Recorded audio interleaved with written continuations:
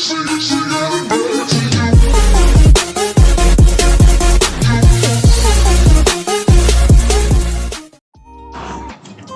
assalamualaikum warahmatullahi wabarakatuh. Salam sejahtera bagi kita semua. Di sini kami dari kelompok 13 akan mempresentasikan tentang sistem informasi manajemen dalam pelayanan kesehatan masyarakat. Yang pertama, kita perkenalan dahulu dengan saya sendiri, Rajwan Noayar Saiflawais, dan teman saya sebelah kanan, Adian Aras Yudhistira, dan yang sebelah kiri, saya Siwa Widya Permadani. Oke, untuk yang pertama-tama, sistem informasi manajemen dalam pelayanan kesehatan masyarakat akan dijelaskan oleh teman saya, Ziva. Saya Siwa Widya Permadani ingin menjelaskan sistem informasi manajemen dalam pelayanan kesehatan masyarakat. Sistem informasi manajemen dalam pelayanan kesehatan masyarakat mencakup berbagai kegiatan seperti pendaftaran pasien, rekam medis, pelayanan pasien, antrian, dan pelaporan. Tujuannya adalah untuk membantu kinerja petugas, memudahkan proses pencarian data pasien, menambahkan rekam medis, dan pembuatan laporan. Beberapa contoh sistem informasi pelayanan kesehatan meliputi sistem berbasis web di rumah sakit, sistem berbasis web pada klinik, dan sistem manajemen kesehatan yang menyesuaikan cakupan lingkungan kerja dan kebutuhan pelayanan kesehatan. Metode pengembangan yang digunakan meliputi pengembangan prototipe, deployment diagram, dan unified modeling law atau UML. Sistem ini bertujuan untuk meningkatkan kinerja pelayanan kesehatan dan memudahkan pengelolaan data pasien. Selanjutnya yaitu ada manfaat. 1. Peningkatan mutu pelayanan medis. Sistem ini membantu meningkatkan mutu pelayanan medis di rumah sakit, puskesmas, atau klinik. 2. Efisiensi biaya. Dapat menghemat biaya dengan penggunaan atau teknik atau paperless system. Rekam medis terintegrasi, proses administrasi yang cepat, dan adanya multi tarif sesuai dengan skema kelompok pasien. 3. Kemudahan akses informasi. Memberikan kemudahan bagi pasien untuk mengetahui ketersediaan kamar rawat inap, mengontrol biaya secara teknik atau real time, dan akses informasi melalui SMS, website, dan media informasi lainnya. 4. Kecepatan dalam pengambilan keputusan. Memungkinkan kecepatan dalam pengambilan keputusan, akurasi dalam mengidentifikasi masalah, kemudahan menyusun strategi, dan terkontrolnya seluruh aktivitas organisasi secara teknik atau real time. 5. Pelaporan yang komprehensif, yaitu menyediakan pelaporan secara global dan rinci, serta kemudahan akses terhadap informasi kesehatan yang bernilai pengetahuan. Selanjutnya, tujuan. 1. Meningkatkan kinerja pelayanan kesehatan. Sistem ini membantu meningkatkan kinerja petugas dan memudahkan proses pencarian data pasien, menambahkan rekam medis, dan pembuatan laporan. 2. Mengoptimalkan pengelolaan data dan informasi.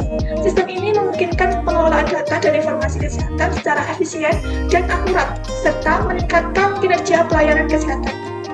3. Meningkatkan akses terhadap informasi kesehatan. Sistem ini membantu memberikan akses mudah ke informasi kesehatan bagi masyarakat, sehingga mereka dapat meningkatkan kesehatan mereka.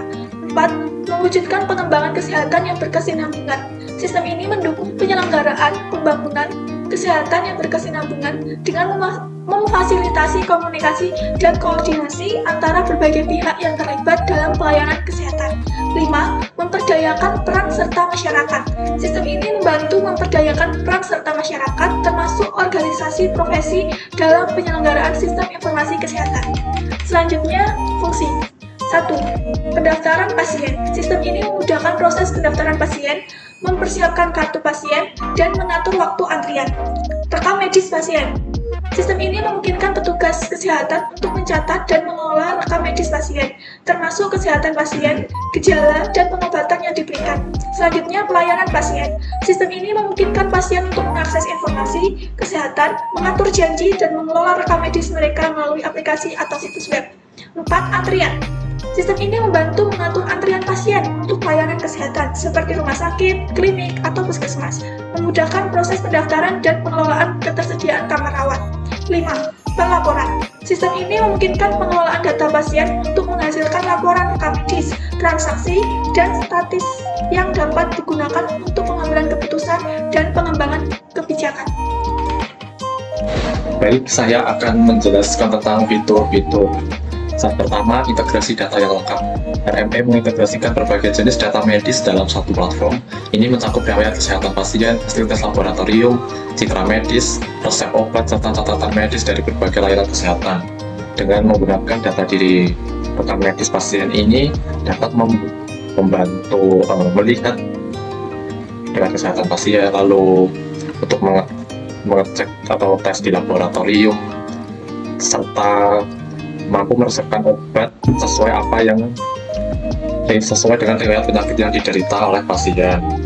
Kedua, rekam medis berbasis cloud.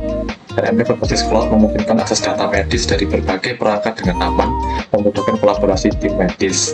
Dengan ini, antara tim dari rekam medis dengan dokter atau perawat lain bisa mengakses data secara real yang dapat membantu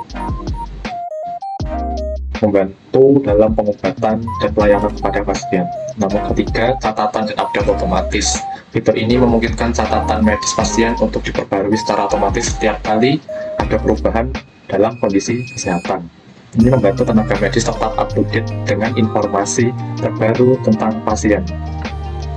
Jadi dalam hal ini, misal pasien mendaftar saat pertama kali dengan kondisi misalnya sakit mah, lalu dia diputuskan untuk dirawat di rumah sakit tersebut, lalu ternyata dalam waktu 5 hari dinyatakan sembuh, maka data di dalam rekam medis tersebut juga ikut berubah sesuai dengan kondisi pasien. Keempat, akses terbatas dan keamanan data. Rekam medis elektronik dilengkapi dengan sistem keamanan yang kuat untuk memastikan hanya tenaga medis yang berwenang yang dapat mengakses data medis sensitif. Hal ini mencegah penyalahgunaan informasi pasien. Ya, dikarenakan di dalam data rekam medis tersebut ada berbagai macam data diri dan data penyakit pasien yang sangat sensitif. Oleh karena itu, hanya tim medis yang hanya berwenang saja yang dapat mengakses informasi data pasien tersebut. Kelima, integrasi dengan perangkat medis. Beberapa RME dapat terhubung dengan perangkat medis pintar seperti monitor jantung dan alat pemantau tidur yang memungkinkan pemantauan jarak jauh dan pemantauan pasien secara real time. Penerapan dalam Fashiankes. Di sini kami mengambil rumah sakit umum daerah RSUD Kabupaten Cilacap, merupakan salah satu rumah sakit yang saat ini telah berubah statusnya menjadi BLUD, Badan Layanan Umum Daerah Tipe B, dan terus berupaya melakukan peningkatan baik untuk pelayanan maupun fasilitas rumah sakit. Selain kepada para konsumen, juga untuk pengguna jasa layanan kesehatan di RSUD Kabupaten Cilacap.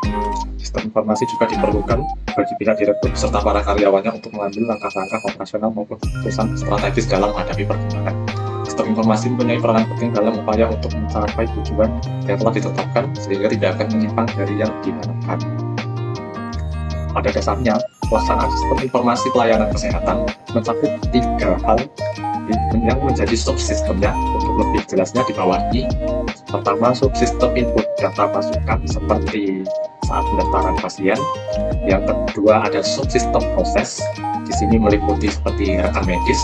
Yang ketiga, ada subsistem output hasil keluaran seperti keputusan yang diambil dan penyampaian informasi mengenai layanan kesehatan.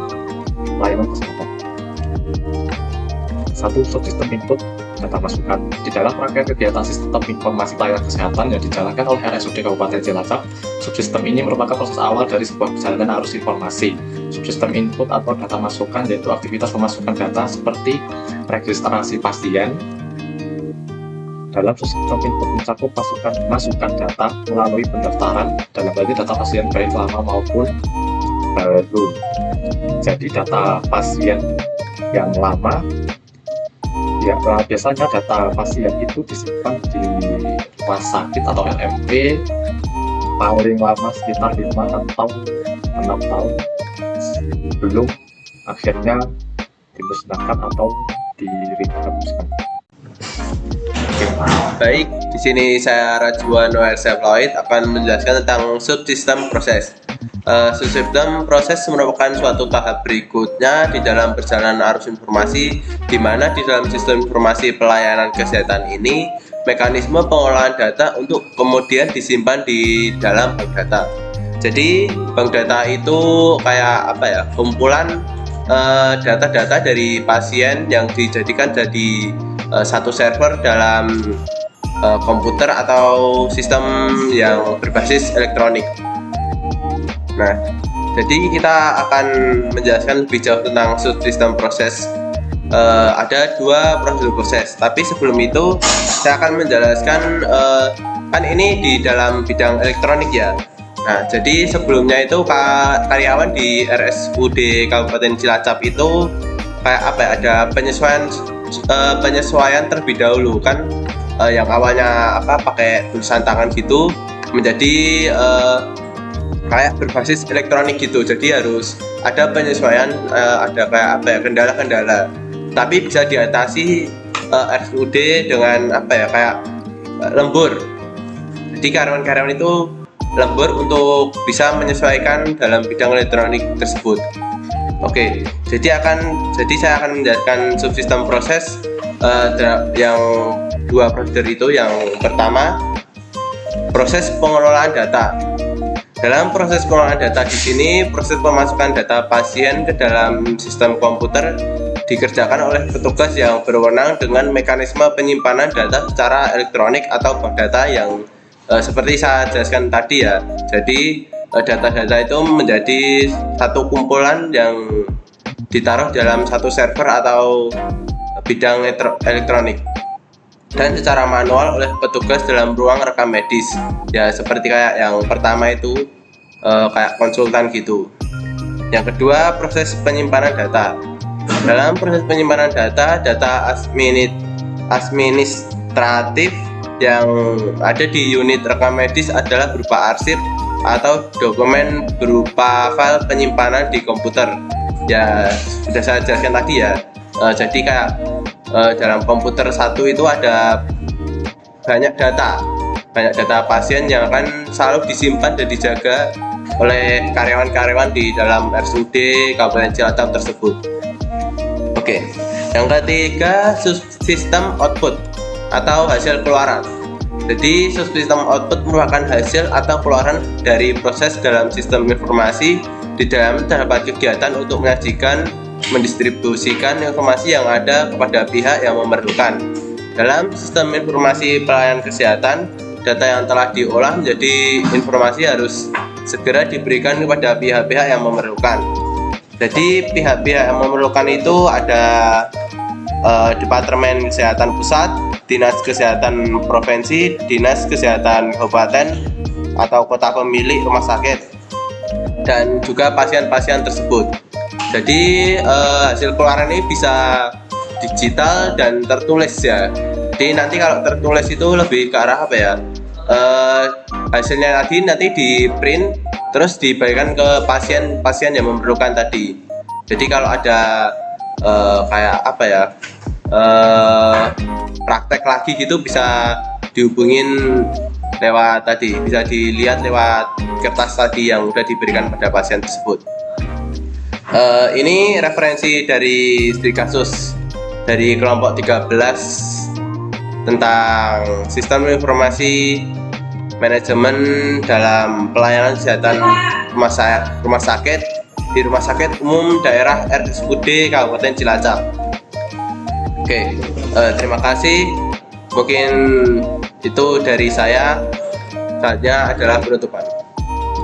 Yan, ini ngestopnya gimana Yan? 10. Mungkin hanya itu yang bisa kita sampaikan dari kelompok 13 tentang sistem informasi manajemen dalam kesehatan masyarakat. Bila ada salah kata mohon dimaafkan. Sekian, terima kasih. Wassalamualaikum warahmatullahi wabarakatuh.